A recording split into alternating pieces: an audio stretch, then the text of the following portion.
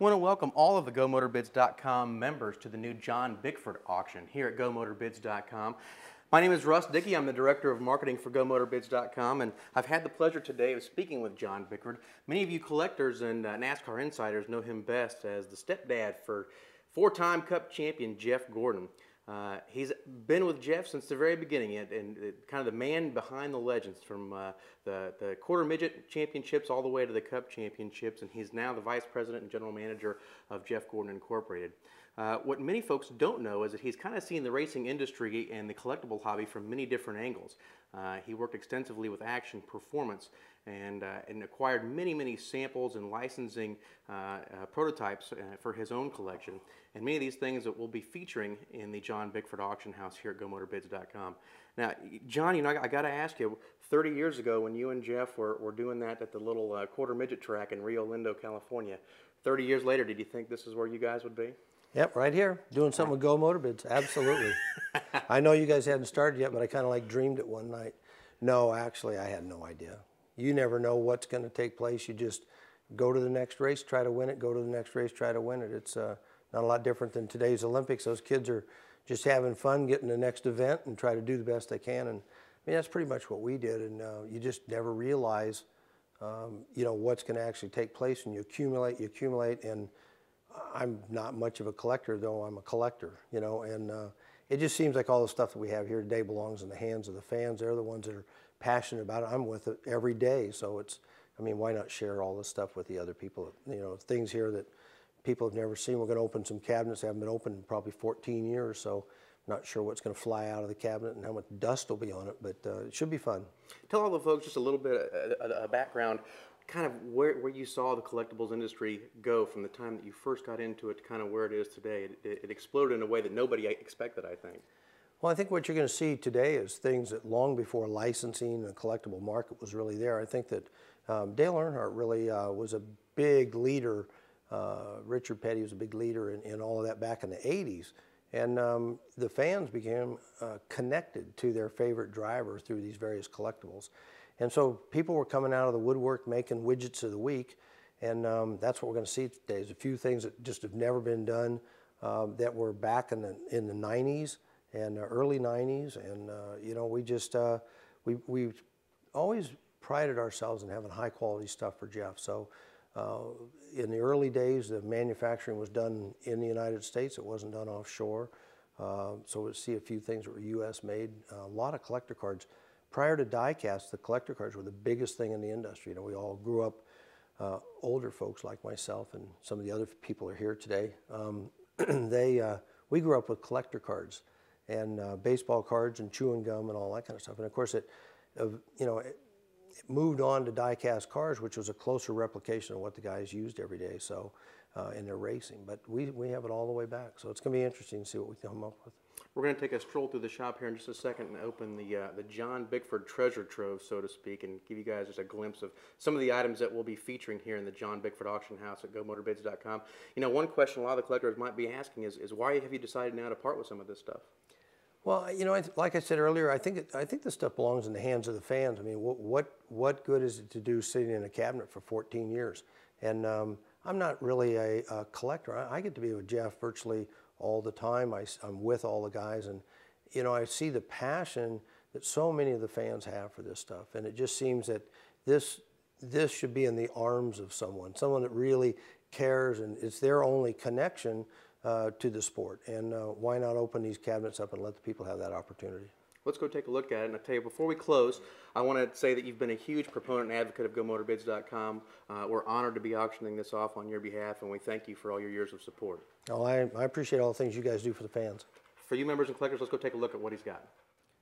Russ, after a number of weeks, I finally found the key to this thing. Haven't opened this thing in I don't even know how many years, but it's been a long time, maybe 10, 12, 14 years. So here we are opening the treasure chest of John Bickford back here in one of the corners of his shop with some stuff that he's accumulated, well, since the early 90s, right?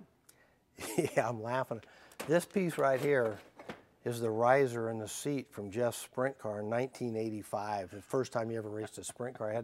He was so little I couldn't use phone books from Los Angeles, so I had to make one out of aluminum. So it's been sitting in there for whatever reason for all these years. He grew up, so I didn't need a spacer in his seat anymore. There's diecast and apparel and car parts. Piston from an Indy car. You know, it's crazy, huh? Brick from Indianapolis.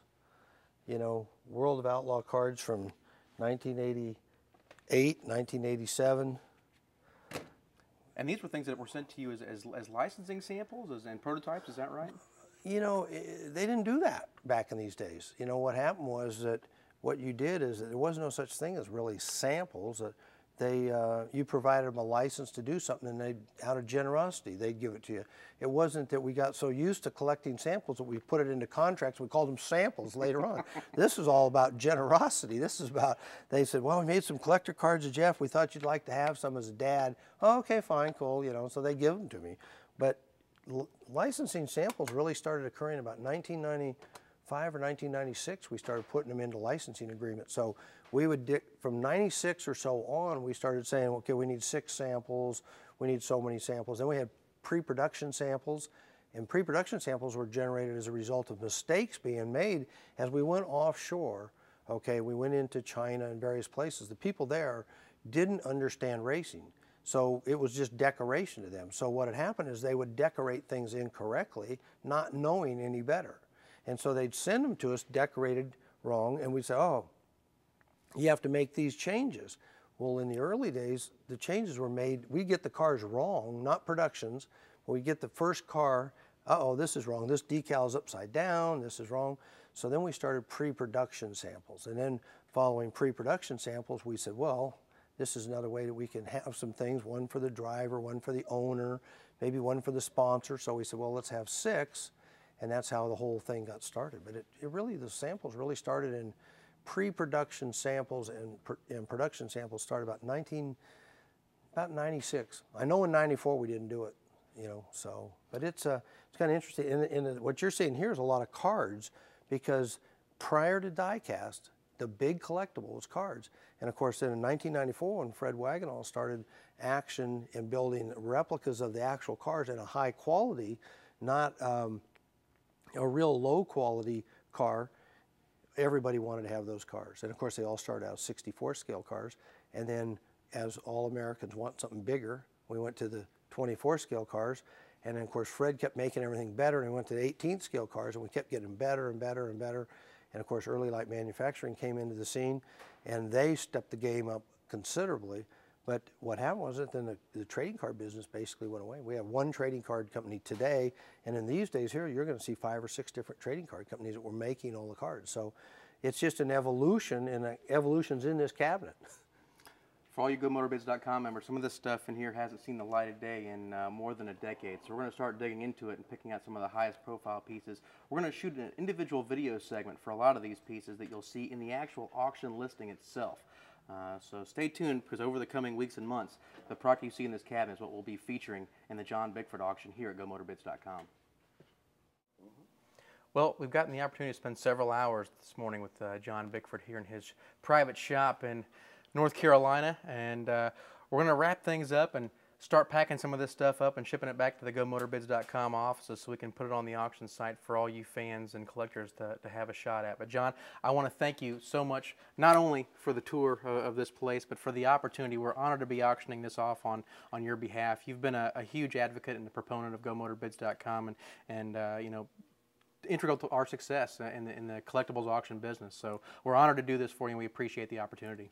Well, I see myself as a bit of an ambassador to the fans, and I think that it doesn't really do any good sitting here in this cabinet for 14, 15, 16, 17 years, whatever it is. So let's get it out to those passionate fans and give them an opportunity to have this on display. And I'll start filling the cabinet with some more stuff, and maybe 10 years from now we'll do this again.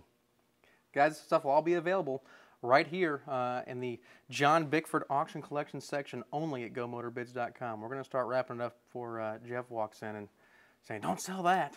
Well, there's a few things in here, as you know, that we saw earlier that are Jeff's, and I'm going to go through this carefully and make sure that if I've got 2, 1 goes to Jeff, and we'll let the fans have the other.